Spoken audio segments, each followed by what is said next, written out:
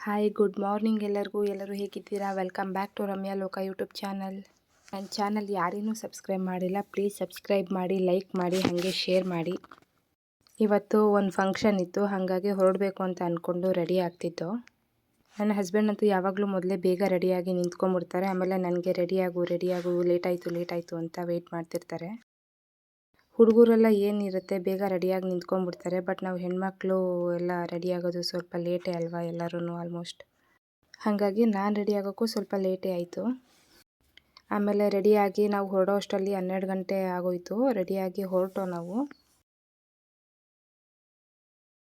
ಏನು ಫಂಕ್ಷನ್ ಅಂತ ಹೇಳಿದ್ರೆ, ಇವ್ರ ಫ್ರೆಂಡ್ದು ಬೀಗ್ರೂಟ ಇತ್ತು.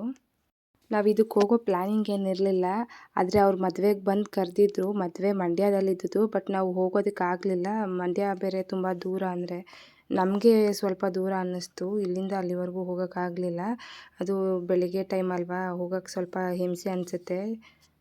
ಅದಕ್ಕೆ ಇದನ್ನು ಮಿಸ್ ಮಾಡಿಕೊಂಡ್ರೆ ಪಾಪ ಅವ್ರು ಬೇಜಾರು ಮಾಡ್ಕೊತಾರೆ. ಅವ್ರು ಬಂದಿದ್ದಕ್ಕೂ ಬೆಲೆ ಕೊಡಬೇಕಲ್ವ ಅಂತ ಹೇಳಿಬಿಟ್ಟು ನಾವು ಹೋಗಿದ್ದು.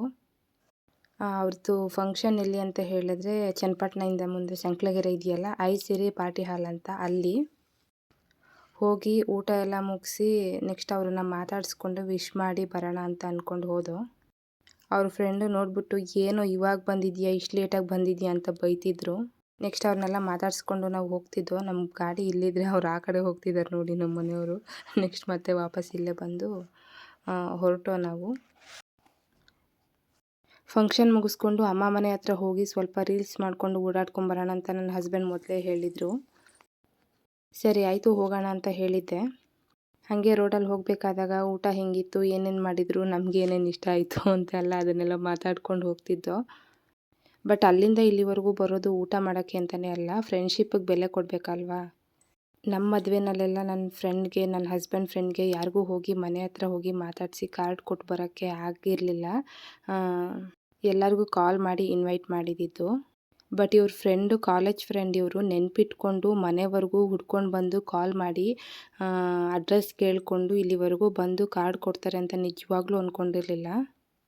ಇವ್ರ ಫ್ರೆಂಡು ಕಂಪ್ನಿವರೆಗೂ ಹೋಗಿ ಮಾತಾಡಿಸ್ಕೊಂಡು ಕಾರ್ಡ್ ಕೊಟ್ಬಿಟ್ಟು ಬಂದಾಗ ನನ್ನ ಹಸ್ಬೆಂಡ್ ಆವಾಗಲೇ ಕಾಲ್ ಮಾಡಿ ಹೇಳಿದರು, ನನ್ನ ಫ್ರೆಂಡ್ ಇಲ್ಲಿವರೆಗೂ ಹುಡ್ಕೊಂಡು ಬಂದು ಕಾರ್ಡ್ ಕೊಟ್ಟು ಹೋಗಿದ್ದಾನೆ ಅಂತ. ನಾನು ಅವತ್ತೇ ಹೇಳಿದೆ, ಮಿಸ್ ಮಾಡ್ಕೊಳ್ಳೋಕ್ಕಂತೂ ಹೋಗಲೇಬೇಡಿ, ಲೀವ್ ಹಾಕಿದ್ರೂ ಪರವಾಗಿಲ್ಲ, ಹೋಗಿದ್ದು ಬನ್ನಿ ಅಂತ ಹೇಳಿದ್ದೆ.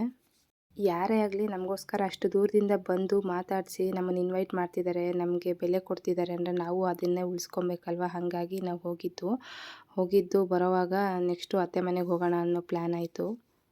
ನಾವು ಮನೆಯಿಂದ ಹೊರಡಬೇಕಾದ್ರೇ ಅಂದ್ಕೊಂಡಿದ್ದು, ಅತ್ತೆ ಮನೆಗೆ ಇವತ್ತೇನು ಹೋಗೋದು ಬೇಡ, ಮೊನ್ನೆ ತಾನೇ ಹೋಗಿದ್ದು ಬಂದಿದ್ದೀವಿ, ಯಾವಾಗಲೂ ಏನು ಹೋಗೋದು, ನೆಕ್ಸ್ಟ್ ಟೈಮ್ ಯಾವಾಗಾದರೂ ಹೋಗೋಣ ಅಂತ ಅಂದ್ಕೊಂಡು.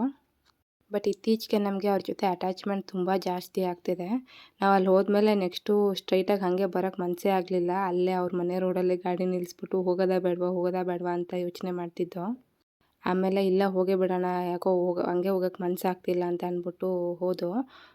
ಮೊದಲೆಲ್ಲ ಈ ಸೈಡ್ ಬಂದಾಗೆಲ್ಲ ನಾವು ಅತ್ತೆ ಮನೆಗೆ ಹೋಗಬೇಕು ಅಂತ ಅನ್ನಿಸ್ತಾನೂ ಇರಲಿಲ್ಲ, ನಾವು ಹೋಗೋಣ ಅಂತಲೂ ಅಂದ್ಕೊತಿರ್ಲಿಲ್ಲ.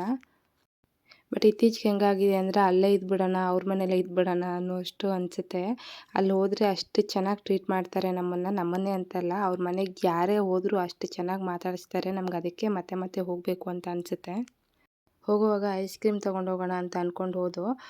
ಬಟ್ ತುಂಬ ದೂರ ಹೋದರೂ ಯಾವ ಅಂಗಡಿನೂ ಸಿಗ್ತಿರ್ಲಿಲ್ಲ. ಮುಂದೆ ಯಾವುದೋ ಒಂದು ಅಂಗಡಿ ಇತ್ತು, ಅಲ್ಲಿ ಹೋಗಿ ಕೇಳಿದ್ದಕ್ಕೆ ಇಲ್ಲ, ಇಲ್ಲಿ ಬರೀ ಸ್ವೀಟ್ ಮಾತ್ರ, ನೆಕ್ಸ್ಟ್ ಮುಂದೆ ಹೋಗಿ ಸಿಗುತ್ತೆ ಅಂತ ಹೇಳಿದ್ರು. ಸದ್ಯ ಮುಂದೆ ಬಂದಮೇಲೆ ಇಲ್ಲೊಂದು ಅಂಗಡಿ ಇತ್ತು, ಇಲ್ಲೇ ತೊಗೊಂಡು ಹೋಗೋಣ, ಇಲ್ಲಿ ಪಕ್ಕ ಇದ್ದೇ ಇರುತ್ತೆ ಅಂತ ಗೊತ್ತು. ಇಲ್ಲಿ ಈ ಬೇಕ್ರಿಗೆ ಒಂದು 2-3 ಸಲ ಬಂದಿದ್ದು ನಾವು, ಹಾಗಾಗಿ ಇಲ್ಲಿ ಸಿಗುತ್ತೆ ಅಂತ ಗೊತ್ತಿತ್ತು. ಇಲ್ಲಿ ಬಂದು ತೊಗೊಂಡು ಹೋಗೋಣ ಅಂತ ಅಂದ್ಕೊಂಡು ಬಂದು, ಬಟ್ ಇಲ್ಲಿ ಫ್ಯಾಮಿಲಿ ಪ್ಯಾಕ್ ಸಿಕ್ಕಿಲ್ಲ ನಮಗೆ. ಕೋನೈಸ್ ಇದೆ ಅಂತ ಹೇಳಿದ್ರು. ಸದ್ಯಕ್ಕೆ ಅದಾದರೂ ಸಿಕ್ತಲ್ಲ ಅಂತ ಅಂದ್ಕೊಂಡು ಅದನ್ನೇ ತೊಗೊಂಡು ಹೋಗೋಣ, ಮತ್ತೆ ಇನ್ಯಾವ ಅಂಗಡಿಗೆ ಹೋಗೋದು ಅಂತ ಅಂದ್ಕೊಂಡು ಇದನ್ನೇ ತೊಗೊಂಡು.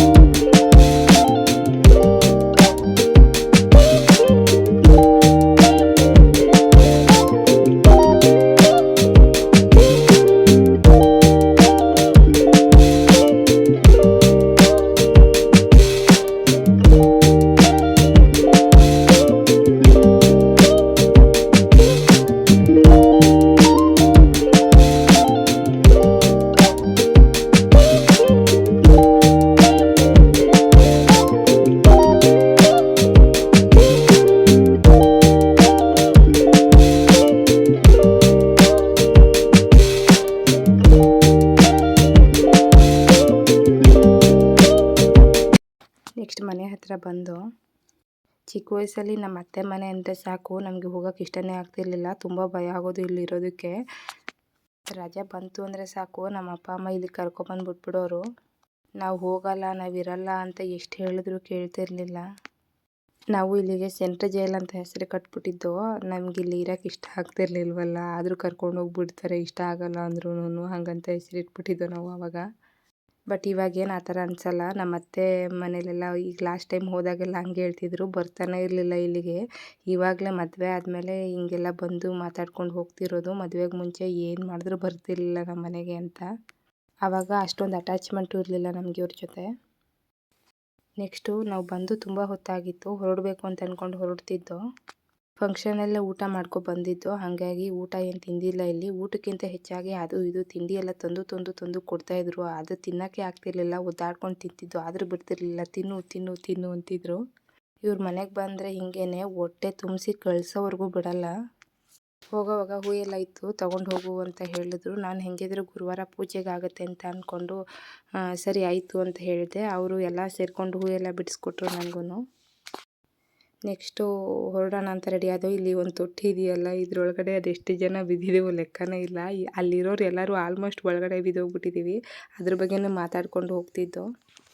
ನೆಕ್ಸ್ಟು ಅಮ್ಮ ಮನೆ ಹತ್ತಿರ ಇರೋ ತೋಟ ಹತ್ರ ಬಂದು ಇಲ್ಲಿಂದ ರೀಲ್ಸ್ ಮಾಡ್ಕೊಂಡು ಅಮ್ಮ ಮನೆಗೆ ಹೋಗಿ ಅಮ್ಮ ಮನೆಯಿಂದ ನಮ್ಮ ಮನೆಗೆ ಬಂದು ನೆಕ್ಸ್ಟು ಅತ್ತೆ ಮನೇಲಿ ಕುಂಬಳಕಾಯಿ ಕೊಟ್ಟಿದ್ದರು. ತುಂಬ ಚೆನ್ನಾಗಿತ್ತು.